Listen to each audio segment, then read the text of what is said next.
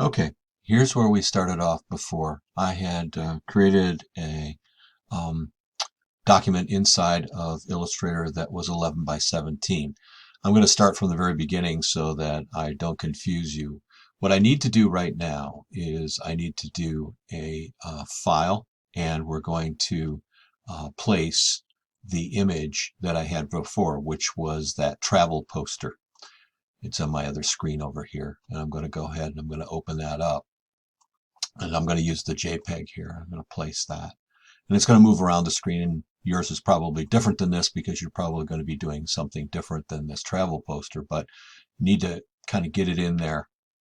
I used an 11 by 17 to begin with because I knew that the piece was 11 inches wide, but it wasn't 17 inches tall. So what I need to do now is I need to go ahead and change the size in my artboard by making it a little bit smaller because I don't want to have to use one more color than I actually absolutely positively have. I just want to separate this into 16 colors. So now what I have is I've got the piece open in a layer all of its own. And what I need to do now is I need to go to Window, and I need to go down here to Image Trace and open that up. Because I placed it and brought it in, it allows me then to open the image trace, and the image trace is currently active. So I'm going to go ahead and I'm going to change that to it's 16 colors. So it's going to take my image and it's going to separate it into 16 colors for me, which is what you want to do. Okay, so what it did then was it took all the gradients and everything and turned each thing into a separated color. What I need to do now is I want to go in and I want to go to this area over here and go to Object and Image Trace. This image trace is in two different places. I can't really figure out why that is. But what you want to do is you want to do Image Trace and Expand. And what that does is it opens, all of the objects that you created by doing the image trace to begin with. And now you're looking at outlines around each one of the various colors that it's composed of.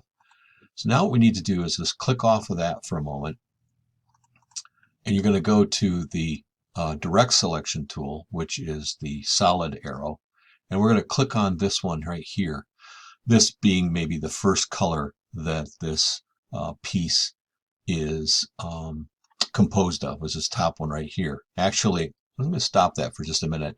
When I was showing you before, what I need to do is I need to use this one here, which is the border around the outside. So what I want to do there is I want to then go to, once I've got that selected, what I want to do is I want to go to Select, and I want to go to Same and Fill and Stroke. And what that's going to do is it's going to take all instances of the color that the border is composed of and select it. So you'll notice everything that was the same color as the border is now selected from the piece. And we're going to go ahead and we're going to create another layer here, and we're going to call that color 1. Okay, and then we're going to do edit, and we're going to do cut. And it took all of the instances of the same color as the border. And now we're going to go back into color 1, and we're going to do edit, and we're going to do paste in place right there. You want to make sure you do paste in place so that it puts everything back on the next layer.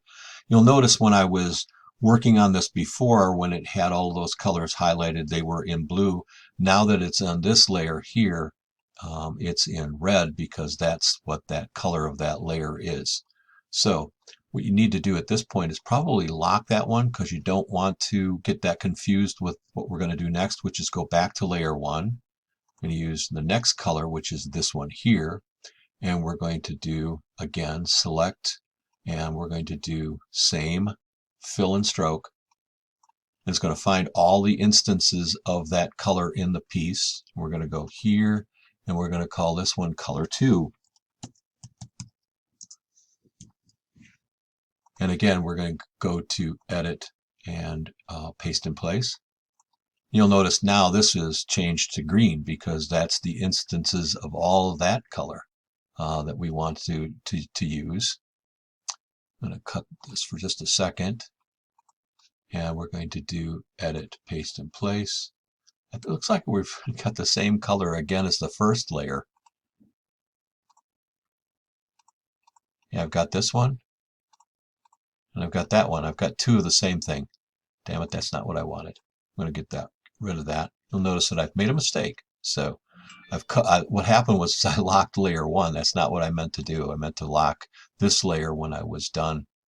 I'm going to lock layer one. I'm going to go back to this one. I'm going to find this color here, and then we're going to go to select, and we're going to do same fill and stroke. Now it's located all of the same instances of fill and stroke. We're going to create a new layer and put it above this one right there. I'm going to call this color 2. And we're going to do edit and cut.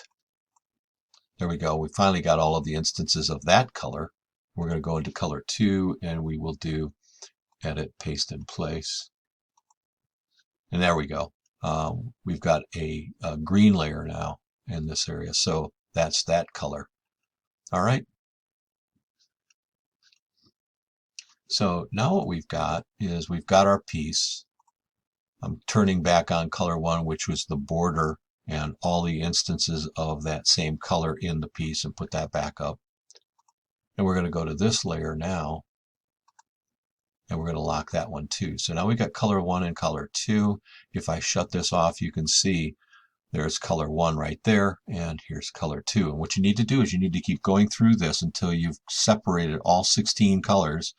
And then when you're done with that, you're going to save this file, and you're going to call it parent image. And then you're going to duplicate that file again, and then you're going to use that file to do all of your pastel colors, duplicate the file again, and use that to do all of your shade colors. Save the file again and use that one to do all of the colors where you've shifted your colors 3 to 16 files, or 3 to 16 colors up and down the color wheel. And then of course the last one where you take all of the colors and bring them down into like 2 or 3 colors which are really close together. So what you need to do is, once you've created this file, duplicate it 4 times, once for each one of those instances. And then I think I showed you the other day the real simple one where you take the image and you just do an inverse of it, and you can do that one in Photoshop. Okay, I think that should answer most of your questions about this.